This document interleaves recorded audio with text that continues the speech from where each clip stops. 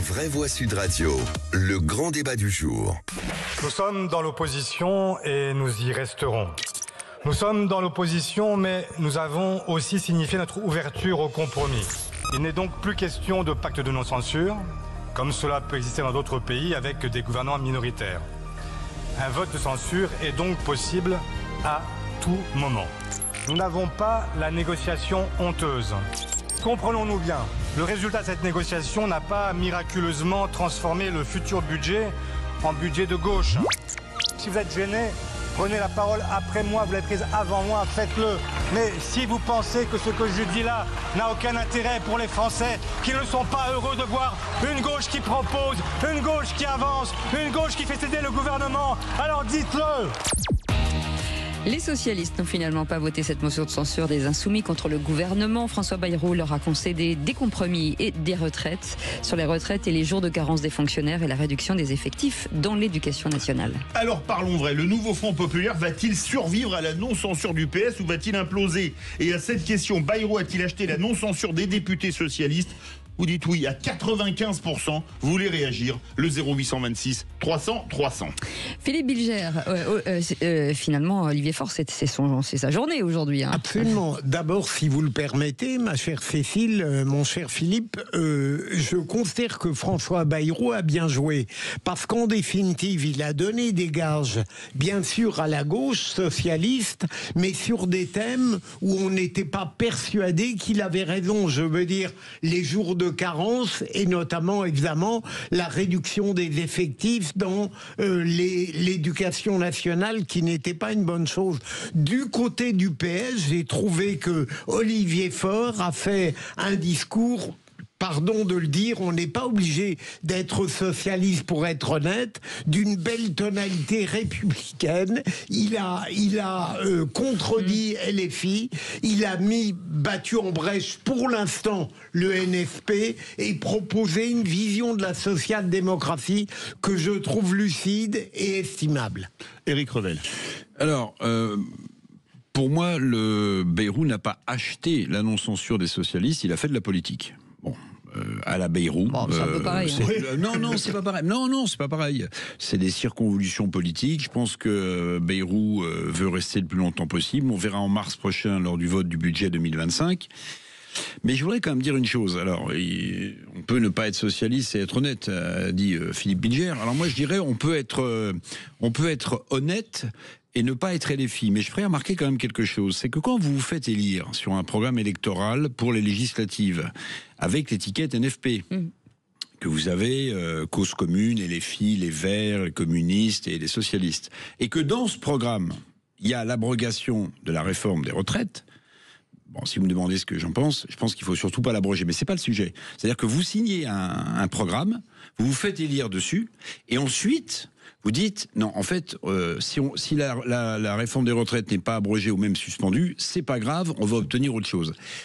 Eh ben, vous savez, les staliniens ou les trotskistes, ils appellent ça les social-traîtres. Voilà. Et d'une certaine manière, même si Olivier Faure, il faut aussi qu'il sauve sa tête pour le prochain congrès PS aussi. Hein. Mais même si Olivier Faure fait de la politique, il met quand même en garde Bayrou et il lui dit, c'est pas parce qu'on vous donne quitus là que la prochaine fois, on vous censurera pas. Bon, peut-être que Bayrou voulait faire exploser le NFP, il est pas loin d'y arriver. François de Rugy. Moi, je ne sais pas si c'est l'explosion du nouveau Front populaire, parce que le nouveau Front populaire, c'était une construction électorale. C'était pour se présenter aux élections. Avant, ça portait un autre nom, mais c'était la même chose. Hein. C'était la NUPES, Nouvelle Union Populaire, etc. Bon. Et ça a plutôt fonctionné de leur point de vue, c'est-à-dire ils ont sauvé leur siège et ils en ont même gagné quelques-uns. Mais ça leur permettait pas de gouverner. En fait, d'abord parce qu'ils n'avaient pas la majorité, contrairement à ce qu'ils ont raconté un temps, mais ils en étaient très loin. Mais par ailleurs, leur programme était tout sauf un programme de gouvernement. Des promesses dans tous les sens, rien qui n'est financé, des mesures dangereuses, hein, je veux dire, quasiment le désarmement de la police, l'absence de tout contrôle de l'immigration. Enfin, il n'y a pas que l'aspect fiscal, économique, budgétaire qui était délirant dans le programme du nouveau Front populaire. Le PS, dans le fond, la question qui se pose sur lui, que peuvent se poser les gens qui votent pour lui, ou tous ceux qui s'intéressent à la vie politique, est-ce que le PS est encore un parti de gouvernement ? Est-ce qu'il croit encore un peu à la responsabilité ou est-ce qu'il est complètement suiviste de ce programme délirant du nouveau Front populaire? Là, on a une petite indication que le Parti socialiste se détache un peu de LFI, assume lors d'un vote, donc c'est quand même un acte politique fort, de dire laissons au moins ce gouvernement gouverner. Ne faisons pas semblant tout de suite de le censurer alors qu'il y a eu des discussions qui ont été entamées et qui peuvent amener à des compromis. Alors en France, c'est jamais bien vu. Les compromis, les négociations, c'est un gros mot. D'ailleurs, vous dites... Il le dit d'ailleurs, Olivier Faure, hein, le PS n'a pas la négociation honteuse. Moi, je trouve que ça, en soi, c'est positif. Et Dieu sait si j'ai pas beaucoup, par ailleurs, d'admiration pour Olivier Faure. Mais vous voyez, on pose la question, est-ce que Bayrou a acheté les socialistes? Mais il n'a rien acheté du tout. Il essaye de mettre sur la table les termes d'un compromis. Moi, c'est pareil, je suis comme Éric Revel, la réforme des retraites, je pense même qu'il faudrait aller un peu plus loin parce qu'on n'est toujours pas à équilibrer le régime de retraite avec cette réforme. Mais si à un moment donné, il faut passer des compromis pour éviter à la France d'être dans l'instabilité gouvernementale permanente, éviter à la France d'avoir une absence de budget, donc d'avoir demain une dette qui va coûter de plus en plus cher sur les marchés financiers et ainsi de suite, ça vaut le coup d'essayer. Je ne dis pas que ça va marcher, mais ça vaut le coup d'essayer. Si le Parti socialiste est prêt à s'engager sur la voie maintenant de la négociation sur le budget, pas simplement sur la retraite, sur le budget, pour adopter un budget, eh bien, ce sera peut-être quand même mieux que d'aller de censure en censure où des gouvernements ne dureraient que 3 mois. Et vous pensez que le NFP va imploser ou pas? Vous pensez qu'il a fait de la politique ou qu'il a acheté le PS? Venez nous donner votre avis au 0826 300 300. Philippe Bilger. Pour répondre très modestement à Éric Revel, et tout de même la manière dont Olivier Faure a accepté de discuter avec François Bayrou sur les retraites, c'est une manière peut-être subtile de battre en brèche la loi sur les retraites. Il ne trahit pas complètement sa cause. Deuxième élément, pour la question très centrale posée par nos animateurs, j'espère que le Parti socialiste, si jamais il y avait dissolution, ne reviendrait pas au bercail de l'extrême gauche pour des raisons purement électorales. Excusez-moi, s'il n'y a pas la proportionnelle, ils sont obligés d'y aller, sinon ils ont 10 députés. Hein. Non mais je pose une question. Mais la proportionnelle fait partie d'ailleurs des sujets que François Bayrou a mis explicitement sur la table dans sa déclaration de politique générale.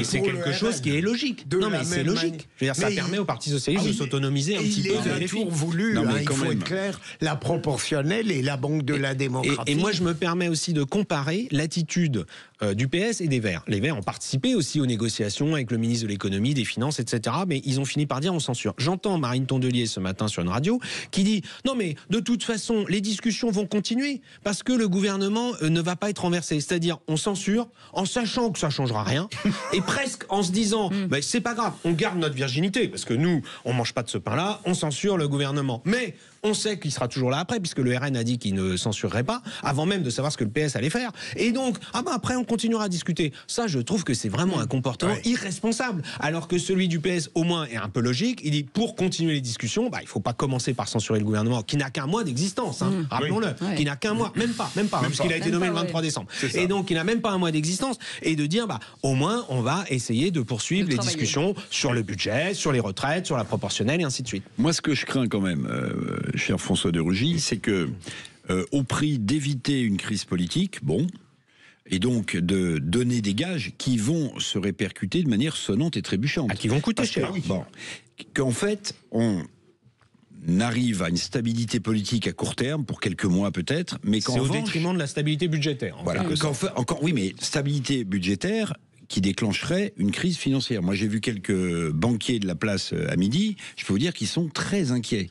C'est-à-dire que vous avez, je vais être un peu technique, mais vous allez voir, ce qu'on appelle le spread de taux d'intérêt entre la France et l'Allemagne, qui s'accroît irrémédiablement. La différence, aujourd'hui, les taux sont plus élevés pour la France. La France emprunte à plus cher que l'Espagne, le Portugal et parfois, quelques jours, la Grèce. Donc, je ne sais pas si vous voyez, au début, on avait dit qu'on allait emprunter 300 milliards en 2024. On sait que ce sera plutôt 350 milliards. On sait que le service de la dette, dans 2 ans, il est supérieur au budget de l'éducation nationale. Donc, en fait, on n'a plus un rond. On n'a plus un euro en caisse et on a un Bayrou, je comprends, pour la stabilité politique, qui dit, j'accepte cette concession, j'accepte ceci, j'accepte là.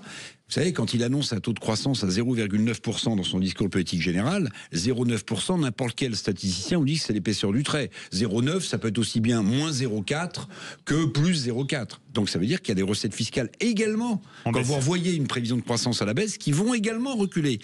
Donc, c'est ça aussi qu'il faut avoir en tête, c'est qu'on est dans une situation financière compliquée. Mais est-ce que il y a un audit? Oui. On part au 0826 300 300 retrouver Johan. Alors Johan, qu'est-ce que vous en pensez? Il a acheté les socialistes. Vous pensez que le NFP peut imploser? Qu'est-ce que vous en pensez? Moi, ce que je pense, c'est qu'on se retrouve dans la même situation qu'on était avec le gouvernement Barnier, sauf qu'au lieu d'avoir une alliance, entre guillemets, une alliance gouvernement RN, on est avec une alliance gouvernement PS. C'est exactement la même configuration avec notre parti. Avec le RN, c'était pareil, hein. Ils n'ont pas censuré, ils ont fait d'ailleurs comme ils ont fait là aujourd'hui. Ils ne censurent pas a priori, et puis après on voit ce que ça donne en fonction des concessions qu'ils arrivent à avoir. Le PS suit exactement la même ligne. C'est-à-dire qu'ils ont obtenu des premières concessions, des premiers engagements, premières promesses du Premier ministre. Si celui-ci ne tient pas cette promesse, c'est pas impossible qu'il le censure plus tard. Là, la différence près, c'est que le RN était tout seul et le PS était dans une coalition effectivement du NFP. Et là, clairement, mais bon, depuis quelques semaines, on le sentait déjà.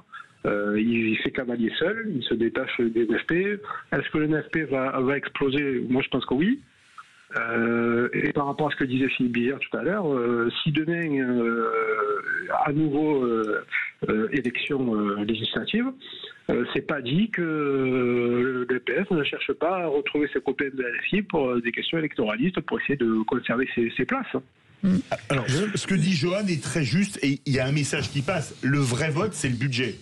Oui, moi, comme je n'ai pas la science, et je le dis sans ironie, hein, sur le plan technique de François de Rugy et d'Éric Revel, j'ai tendance peut-être à surestimer la nouveauté de ce discours d'Olivier Faure.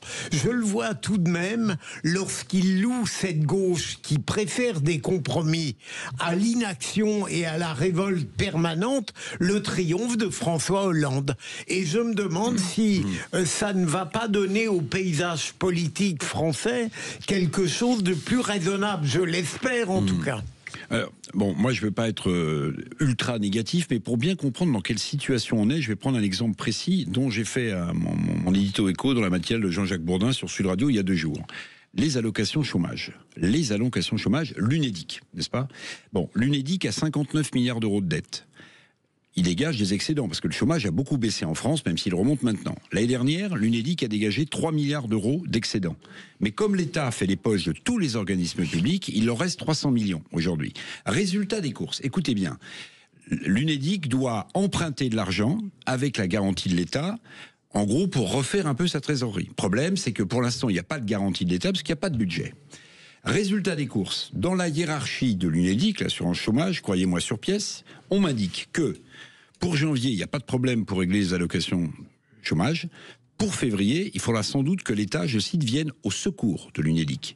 Ça veut dire que, en réalité, vous voyez, le déclencheur social, imaginez, je pense qu'il y aura une solution qui sera trouvée d'ici là. Si on me l'a dit, c'est que déjà les têtes pensantes de Bercy se posent sur la question. Mais imaginez qu'on ait un problème de versement, de décalage, même de 15 jours, de 3 semaines des allocations chômage dans ce pays. Eh bien là, vous avez un déclencheur social puissant, voilà. Et c'est la situation aujourd'hui de l'UNEDIC.